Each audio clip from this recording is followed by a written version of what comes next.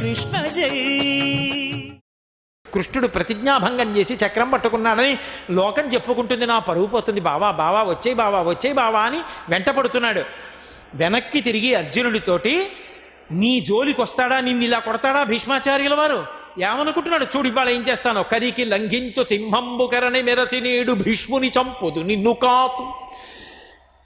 పెద్ద మదపుటేనుకు వెళ్ళిపోతుంటే సింహం పరిగెత్తుకొచ్చి దాని యొక్క కుంభస్థలం మీద కూర్చుని తన యొక్క పంజాతో దాని యొక్క కుంభస్థలాన్ని చీల్చి మాంసాన్ని నోట్లో పెట్టుకుని అందులో ఉన్న ముత్యాల్ని వెదజల్లినట్టు ఇవాళ భీష్ముడి రథం మీదకెక్కి భీష్ముడిని చంపేస్తాను.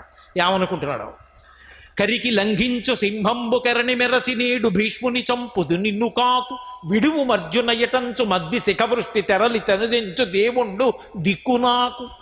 ఆనాడు భక్తుడైనటువంటి అర్జునుణ్ణి రక్షించుకోవడం కోసం తన ప్రతిజ్ఞ కూడా మరిచిపోయి చక్రం పట్టుకుని నన్ను చంపేస్తానన్న ఆ మీద పరిగెత్తుకొచ్చేశాడే అర్జునుణ్ణి రక్షించుకోవడానికి.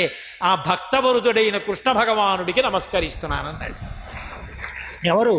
అంపశయ్య మీద పడుకున్నటువంటి భీష్ముడు. ఈ పద్యాలు అమృత భాండాలు. ఒక సూర్యుండు సమస్త జీవులకు తానొక్కొక్కడైతోచు పోలిక ఏ దేవుడు సర్వకాలము మహాలీలన్ నిజోత్పన్య జన్య కదంబంబుల హృత్సరోరుహములన్ నానా విధానో రూపకుడై ఒప్పుచునుండు నట్టి హరినే ప్రార్థింతు నశ్రాంతమున్ అంటాడు. ఒక సూర్యుండు సమస్త జీవులకు ఒక్కడే సూర్యుడు. కానీ అందరూ ఆ సూర్యుడిని చూడగానే అందరి హృదయాలనేటటువంటి తామర పువ్వులు ఇలా విచ్చుకుంటాయి.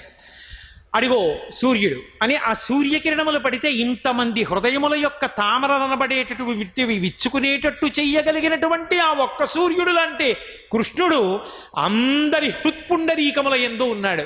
అటువంటి మహానుభావుడు ఉన్నాడే, ఆయనకి నమస్కారం చేస్తున్నానని మహానుభావుడు ఆ శరీరం విడిచిపెట్టేయాలి అని నిర్ణయం చేసుకుని భీష్మాష్టమి నాడు బొటన వేలు దగ్గర నుంచి కాలి బొటన వేలు దించి యోగ విద్యతో ప్రాణాల్ని వెనక్కి లాగి లాగి లాగి లాగి చిట్ట చివరికి భేదనం చేసి వాటిని బయటికి తీసుకొచ్చి ఆ ప్రాణాలు అందరూ చూస్తుండగా కృష్ణ భగవానుడిలో ఐక్యమైపోయాయి. అటువంటి భీష్మ పితామహుణ్ణి ఏ ఒక్కరోజైనా ఎప్పుడైనా ఎక్కడైనా భీష్మ చరిత్రలో కొద్ది భాగం స్పృశించేటట్టుగా ఆయన పేరు తలుచుకుంటే చాలు. దేవతలందరూ కూడా సంతోషిస్తారు, పితృదేవతలు కూడా సంతోషిస్తారు. సూత మహానుభావుడు నైమిషారణ్యంలో శౌనకాది మహర్షులను ఉద్దేశించి ప్రసంగిస్తూ భాగవతం యొక్క ఫలితం, భాగవతం అసలు ఎందుకు వినాలి, భాగవతం వింటే కలిగేటటువంటి ప్రయోజనం ఏమిటి అన్నదాన్ని ఆవిష్కరించాడు. ప్రశ్న శౌనకాది మహర్షులు వేశారు.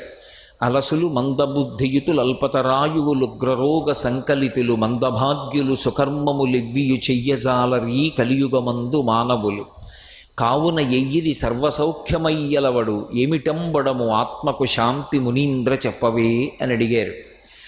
ఓ మునీంద్ర, పాపములు చెయ్యడంలో ఉండేటటువంటి అనురక్తి, నిషిద్ధ కర్మల పట్ల ఉండేటటువంటి అధ్యవసాయము, విహిత కర్మాచరణమునందు ఉండేటటువంటి వైక్లభ్యము కలియుగంలో విశేషము. ఏది చెయ్యవద్దని ఈశ్వరుడు శాసించాడో ఏదో ఒక వంక పెట్టి అది చెయ్యడానికే మనిషి ఇష్టపడతాడు. ఈశ్వరుడు ఏది చెయ్యమని చెప్పాడో అది చెయ్యకుండా ఉండడానికి ఏదో ఒక నెపాన్ని చూపిస్తాడు. ఆ కారణం చేత భగవద్భక్తితో జీవించి ధర్మపథంలో ప్రయాణించడం సాధ్యమయ్యే విషయం కాదు. అది అలసత్వము. అటువంటి బుద్ధి కలిగినటువంటి మనుష్యులున్నటువంటి కలియుగంలో వారు ఉద్ధరింపబడడానికి తేలికైనటువంటి మార్గమేది అని చెబితే భాగవత శ్రవణమే దానికి పరిష్కారము అని, భాగవతాన్ని విన్నట్లయితే ఏం జరుగుతుందో చెప్తున్నాడు మహానుభావుడైనటువంటి సూతుడు. భాగవత శ్రవణం ఇచ్చేటటువంటి మొట్టమొదటి ఫలితం ఏది అంటే మనసులో ఉండేటటువంటి అశాంతిని తొలగిస్తుంది.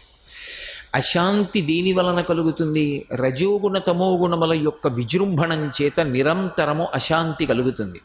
ఇంకా ఎప్పుడూ ఏదో లేదని, ఏదో సంపాదించాలని, ఏదో పొందాలని ఆ కోరికల చేత కదిలిపోయినటువంటి మనస్సు అశాంతికి గురవుతుంది.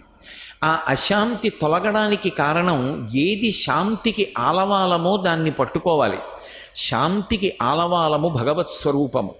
అటువంటి భగవత్ స్వరూపాన్ని పట్టుకోవడానికి మనసుకి కావలసినటువంటి అధ్యవసాయమును ఇవ్వగలిగినటువంటిది భాగవతం. భగవంతుని యొక్క చరణారవిందములను పట్టుకోవడానికి కావలసినటువంటి బుద్ధి సమర్థతను భాగవత శ్రవణము అనుగ్రహిస్తుంది కనుక తత్కారణము చేత మనిషికి శాంతి కలుగుతుంది. శాంతి కలిగిన ఉత్తర క్షణం మనుష్యునకు సత్సంగమునందు అనురక్తి కలుగుతుంది. సత్పురుషుడు ఎక్కడుంటాడు? సత్పురుషుడు ఉండడానికి భూమి మీద వేరు స్థావరం ఉండదు. అందరితో కలిసే సత్పురుషుడు ఉంటాడు. సాలగ్రామం ఎక్కడుంటుంది?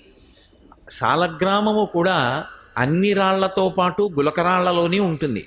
కానీ గులకరాళ్లలో మధ్య ఉన్న సాలగ్రామాన్ని గుర్తిరిగి వేరు చేసి తెచ్చి పూజాపీఠంలో పెట్టుకుని అభిషేకించి అర్చన చేసి తరించగలిగినటువంటి వాడు సాలగ్రామాన్ని గుర్తించగలిగినవాడు.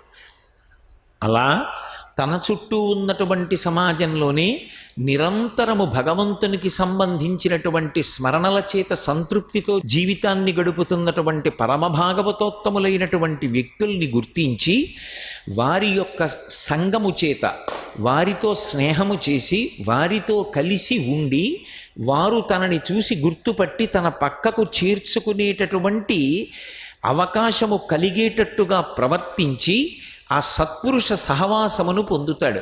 భాగవత శ్రవణము వలన మొదట కలిగేది శాంతి. శాంతి వలన సత్పురుష సహవాసము. సత్పురుష సహవాసము చేత అహంకార పతనం.